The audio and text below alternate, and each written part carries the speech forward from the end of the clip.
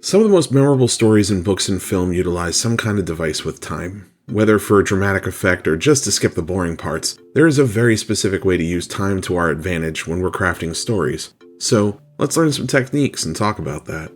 Before we get into that though, my new website is up. dcferguson.com is a one-stop shop for all things me.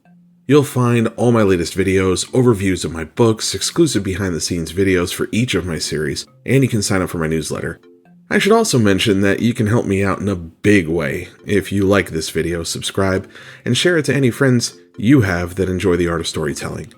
I was looking at the demographics for my channel, and it skews heavily male, which is interesting given that women make up the majority of fiction writers. Perhaps it's me. My channel brings all the boys to the yard, you could say. Yep, I made it weird. Not a week goes by. Because there are so many time devices that you can use in your storytelling, I figured it's just easier to break it up and tackle them one at a time, instead of making sweeping generalizations. So, let's start with one of the most popular ones, the flashback. The flashback can be used basically at any time for as long or as little as you like. Sometimes it's just a memory for our character that plays out in their head for a few moments. When it's something like this, it has the dual purpose of having our character recall this memory to contemplate it, but it also gives us as the storyteller a chance to tell this narrative from their perspective. There are so many ways to do flashbacks. For example, if we're just using the short, fill the reader in kind of flashbacks, we've seen this before with movies like The Bourne Identity, where Jason Bourne, suffering from amnesia, gets these flashes of memory when he sees something familiar, and we get these short, single-scene flashbacks. Here, the flashbacks are used as a device to inform us and the character at the same time. I used flashbacks like these in my psychological horror In Shadows, where the main character is recalling sweet memories of his late wife. Here, I was using it as an interplay, moments of perfect joy against the backdrop of crippling grief and depression. You can even go shorter than that, a flashback that lasts only seconds, a flash of memory, or a single phrase. For flashbacks like these, look at films like The Crow, which alludes to a horrible crime that happened to the girlfriend of the main character, Eric Draven, without ever having to be graphic or explicit. Then there are long-form flashbacks. One of the single best examples I can think of, and one I even used to inspire my own work, is the intro of Mission Impossible 3. Starting from an incredibly tense scene where protagonist Ethan Hunt is threatened by our unknown villain with the life of his wife on the line, we flash back to how this started, going from Ethan happy and settled down with a wife, to getting roped back into the work for his secret organization, to meeting the villain and putting them on a crash course back to the intro. I found the storytelling device so compelling I used it myself in Heaven's Crest, the second book of the Dragon's Dream saga. Because every one of my novels includes a preview chapter for the next book, I had a feeling that I was only adding another reason, after the big ending to Project Phoenix, to make someone want to run out and grab Heaven's Crest. Well, that worked by all metrics I have at my disposal. The conversion rate, or basically the number of people that read book 1 and also read book 2, is something like about 70%. After book 2, there's a 90% chance that a person will read all 8 books. Though writing isn't exactly a science, that number is above average for conversion rates, which is awesome. The point is, this is a very compelling time device. The flashback begins in chapter 2 and stays with that flashback until it also becomes the drop of the story in act 2. If you wanted to, you could tell your entire story in flashback. We saw this in the film The Usual Suspects. Every now and again, we check in with the present, a conversation between a cop and this criminal informant named Verbal, but the vast majority of the film is all told in this flashback. Only the beginning and end of the film really take place in the present. As a narrative device, it makes for some pretty big plot twists. There is a reason the film made my list of must-watch films for storytellers, which, if you haven't seen those episodes or those movies, you should definitely do both. That would also bring me to the single greatest film that wasn't on that list in those 2 videos, and that would be Memento. Every scene in the film is a flashback to the scene that came before it, so you're watching the movie in reverse order. The thing is, our main character can only remember things for 15 minutes at a time, so he doesn't know the details of the scene that came before it. It makes for this amazing and thought-provoking film about just how fragile memory really is and how it can be reshaped. This is a very abstract and creative way to use flashback, and I wouldn't necessarily recommend this as a device you should use. But everyone should study the film to see how innovative you can be with manipulating time in your storytelling. The opposite of a flashback, the flash forward, also deserves a mention here. It's actually more common than you think it is. The priestess that prophesies the end of our story or the rise of a great hero, the vision of a future world, that's a flash forward. You're showing scenes or telling about events that will come to pass later in the story. You're flashing forward. And that's a beautiful thing.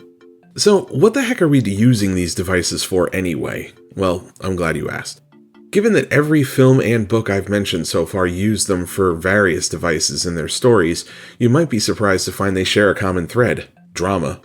The opening of Mission Impossible 3 is so tense and so dramatic that you have to stick around and find out how we got there, same as I did with Heaven's Crest. In The Bourne Identity, it shows what Jason Bourne has lost, and in Shadows, I used it for the same thing, a pleasant memory that's a break from the nightmare our character is living through. In The Usual Suspects and Memento, it's used to show a story from an unreliable narrator, and eventually to reframe the entire story by showing us the parts we're missing. Every one of these is a dramatic effect. It's not required to tell the story, but the story wouldn't be half as good nor memorable without it. And that's the thing. You can get a degree in English and study the art of cinema and have memorized the lines of every Oscar winner for the last 30 years, but if you don't understand how to be dramatic and capture the attention of your audience, you're never going to have success as a storyteller. Symbolism and bold statements and prose can only get you so far. At the end of the day, the story still has to entertain. Every film and book I've mentioned so far, including my own, put the emphasis on dramatic storytelling that entertains you first and speaks to the author's messages second.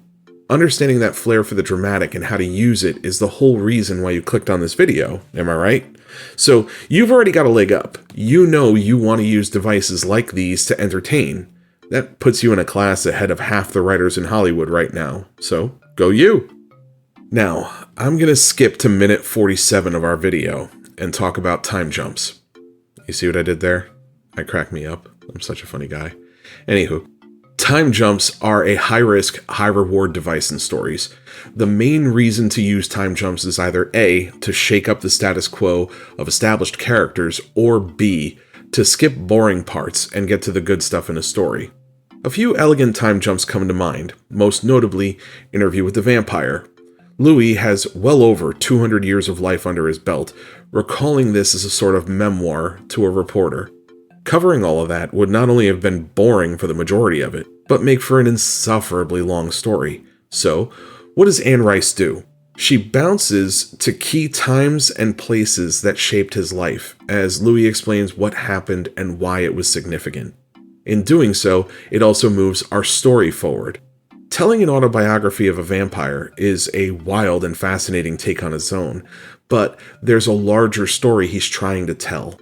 Another great example is from one of the later seasons of The Walking Dead, following the seeming death of main character Rick Grimes. We flash forward several years. Instead of the show bogging itself down with an entire season of the surviving cast reacting to the loss of such an important figure, we skip all that and basically reignite the show. We see 5 new characters on the brink of death before being rescued by Rick's daughter. Used to seeing her as a baby on the show, we're now seeing her as a badass 10-year-old with a katana. That was an exciting and dramatic moment, even if the season that followed was sluggish and didn't deliver that well. I say that for a very important reason. It's more proof that you can write a dramatic and awesome time device into your plot and still have a story that sucks. So, don't rest on your laurels thinking all your awesome ideas automatically means you have an awesome story. Time devices like these are used to enhance the experience of a great story.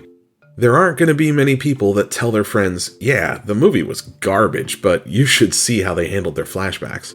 But DC, you make this sound so easy, like there's no way we could screw these up. Well, guy that talks to your screen, I only wish that were true. The fact is, every storyteller can use these, but it's not always a great idea. What do I mean? Well, take Batman v Superman for example. Both in this film and later in the Justice League, they showed us a future world where Batman was the leader of a resistance against a world under a tyrant Superman. Here's the thing about that. It wasn't connected to the plot of the movie, it had no stakes in the plot of the movie, and it wasn't resolved or addressed by the plot of the movie. It was just this thing unto itself, perhaps teasing a future project that never came. If your story is so cool that you feel like you have to tease it in the middle of a story it doesn't belong in, then why aren't you just telling that story? You obviously think that one's more interesting, right? There is also this dark side of using time devices that has infected Hollywood. I feel like I should point it out because I don't want any of you out there seeing this nonsense and thinking it's how it's supposed to be done. There is this overuse of mini flashbacks that exist in modern movies now, whose only purpose is to remind you of something that happened earlier, sometimes even like 10 minutes earlier.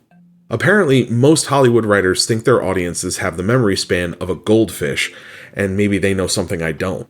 But for your average person, we can remember what happened an hour ago in the story if you framed it correctly. We don't need the priestess to suddenly appear and recite her lines again. We heard her the first time. So, don't lean into time devices to remind your audience. It reeks of you thinking that they're too dumb and it feels condescending. Now, I've saved the wildest one for last. Why? Well, because with all the previous examples, we could use those almost anywhere in our stories to enhance or otherwise flavor the framing of our stories. With this last one, it's a plot device unto itself. That's right, we're talking about a time loop. Understanding a time loop is a little science fiction heavy, like Interstellar, but we've seen it used in very simple, easily understood ways in the film Groundhog Day. Here, main character Phil just keeps reliving the same day over and over again. There's a reason for it, and at times it's a curse. At almost all times it's used for comedic effect, but there is a message in there about becoming the best version of ourselves that's at the heart of it. It is literally the device used the entire movie through. Sometimes a time loop only goes through one cycle. We see that in the movie Looper. This sci-fi film was superb for its storytelling and use of the time loop. Speaking of which, I would also point to the second book in the Time Incursion trilogy, the 7th iteration. The title alone kind of gives it away, but main character Cole Jensen is living through the 7th cycle of a time loop. In this story, there is no loop that the audience can actually perceive. It's simply understood that it's there. We never see the loop start over because the story revolves around making this loop the one that breaks the cycle. But again, look at the examples. Interstellar, small part of the plot about a time loop. Groundhog Day, the loop is repeated over and over the whole film through. With Incursion, the loop exists, but it's never perceived. In all three examples, we're not just using these as a writing device, but a backbone of the plot itself. That's how big a time loop is and should only be approached if you plan on using it as a core part of your story. That said, when you are using it, you can make some pretty amazing stories. Edge of Tomorrow, Source Code, even the new film Until Dawn is using a time loop as a plot device for horror. In each one of these, we have the ability to use the time loop as a source of confusion, mystery, but ultimately, transformation. The main character is transformed by the experience into the best version of themselves, or at the very least, the one that gets it right. In that regard, we find this innately relatable, even if time travel isn't anything we've experienced, because we've all experienced trying to become a better version of ourselves, or we're trying to break a cycle we've seen in ourselves. See what I'm always preaching about universal truths on this channel? It always comes back to the human experience. Even our ancient bros around the campfire knew that. The amount of flexibility that we have over using these devices can't be understated. And I didn't even get too deep into the more abstract ones beyond mentioning Memento, but that's the single greatest example anyway, so consider this your 15th reminder on the channel to watch it or rewatch it again. So, before we get out of here today, I have a question for you, the storyteller. Look at your story. Is there a moment in there, past or future, that would be more dramatic, out of order? If so, then you might just want to use a time device. There is something about time in general that has always fascinated me as a plot device. I was such a nerd for time travel stories when I was younger. I still am, but I tell you, back in the 90s, I was obsessed. Using them in my own work is something I've basically done since the Dragon's Dream saga, until I finally wrote Incursion and said, screw it, let's make the whole thing about time. And if I could go back and do it again, I would. Don't forget to check out my new website, the link's in the description below. You'll also find the link to my newsletter in the comments, where you can get a free book, read about all my latest projects, and find other indie authors for your next great read.